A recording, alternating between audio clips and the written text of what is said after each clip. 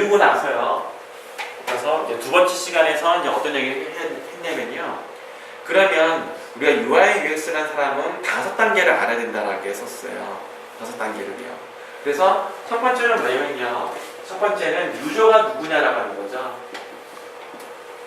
사용자가 누구냐부터 정의를 내려야 될 것 같고, 그래서 사용자를 이해를 했다고 하면 그들은 우리 서비스에서 와서 주로 하는 행위가 뭘까라고 하는 거, 요걸 정의를 해야겠죠.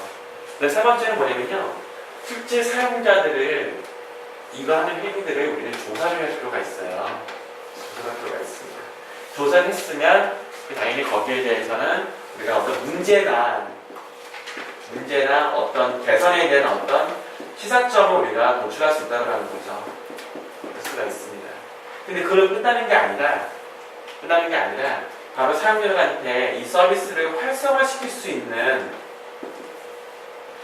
어떤 동기를 우리는 부여를 할 필요가 있다라는 이야기를 했습니다. 그러니까 이게 바로 그 UI UX가 하는 사람 입장에서 이 5단계를 우리가 이해를 해야 된다는 거죠. 그래서 유저는 누구냐라고 중요한 부분들은 요거는 바로 우리가 인구 통계학을 기반으로 설계한다라고 얘기했었어요. 그러니까 인구 통계학이라는 것은 성별, 연령, 직업, 소득을 전부 다 따지는 겁니다. 그리고 나서 그들이 와서 우리 서비스에서 하는 주로 하는 행위들을 우리는 태스크들을 다 정의를 내릴 거란 말이죠. 정의 내릴 겁니다.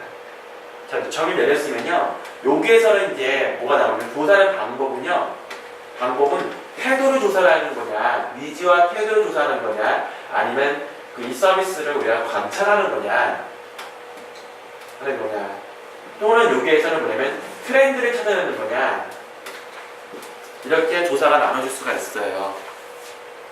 그래서 태도와 니즈를 찾는다라는 것은 바로 인덱스 인터뷰, FGI, 이런 서베이라는 그런 기법이 필요한 거고요. 관찰한다는 것은 사용성 테스트, 유저빌리티 테스트라 얘기하죠. 사용성 테스트라는 그런 기법이 필요하고요. 트렌드를 찾는 그런 기법은 뭐냐면 바로 데스크 리서치예요. 책상에 앉아서 리서치를 한다해서 데스크 리서치고요. 다른 말로는 벤치마킹 같은 겁니다. 또는 우리는 평가 같은 것도 할 수가 있겠죠.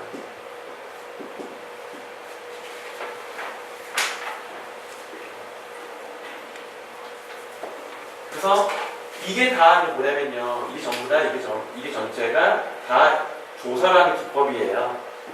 기법입니다. 기한 얘기했으니까 여기에서요. 요거만 볼게요. 얘는 데스크 리서치잖아요. 요거는요. 사용자를 대상으로 리서치하는 거예요. 그 얘를 뭐라고 했냐면 유저 리서치라고 얘기를 하죠.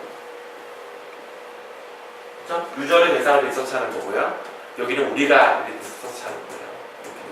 책상에 앉아서 리서치하는 거죠. 그래서 데스크 리서치라고 얘기를 합니다. 그래서 여기는 데스크 리서치.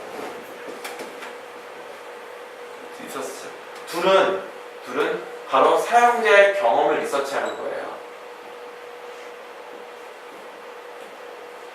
자, 왜? 데스크 리서치를 왜 경험 리서치로 얘기할 수 있냐라고 하는 거죠. 그러니까 제품에서는 데스크 리서치를 경험 리서치로 보지는 않습니다. 왜? 제품에서는요, 제품 디자인, 제품 리서치 할 때는요, 벤치마킹 하지 말라고 그래요. 벤치마킹 하게 되면 그 디자이너가 그 제품에는 고정이 된다라고 하는 거죠. 그래서 아이디어가 안 나온다고 얘기를 합니다. 그런데 웹이나 모바일에서는요, 데스크 리서치를 반드시 해야 됩니다. 반드시 해야 됩니다. 자, 그 이유는 뭘까요? 그 이유는 뭐냐면 바로 사용자가 우리 서비스에서 불편하다라고 하는 이야기를 하게 된다고 하면요, 리서치에서요, 불편하다 얘기를 하잖아요. 그러다 경쟁사에 있는 거예요. 사용자는 경쟁사에 있는 서비스에 대한 경험을 우리한테 이야기하는 거예요. 예를 들면 제가 예전에 BC카드 프로젝트 해봤는데요.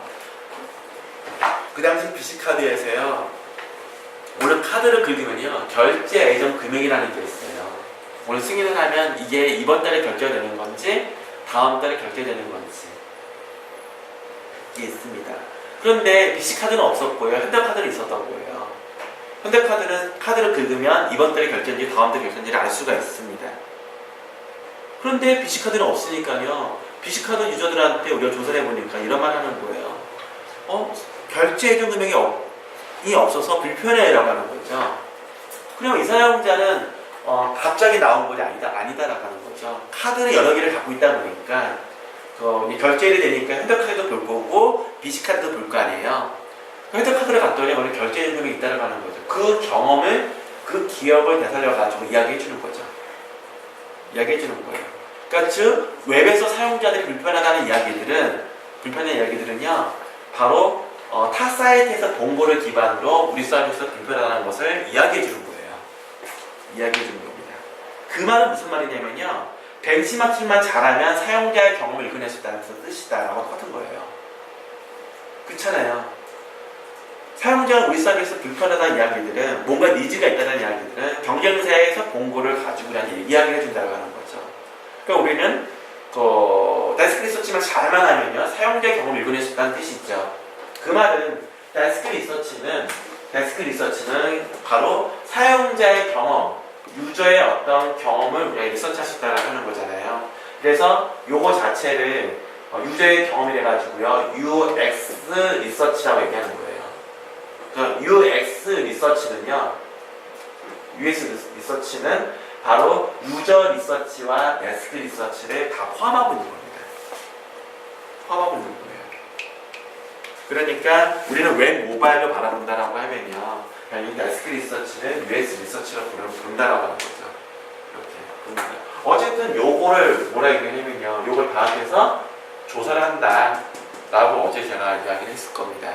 그 다음에 조사를 했으면 당연히 어떤 그 문제와 개선 방안을 찾아내겠죠. 그렇죠? 문제와 개선 방안을 찾아낼 거예요. 그 다음에 이제 뭐냐면 마지막 단계에서는 이 서비스를 활성화시킬 수 있는 방법이 필요할 거 아니에요. 활성화시킬 수 있는 방법이요.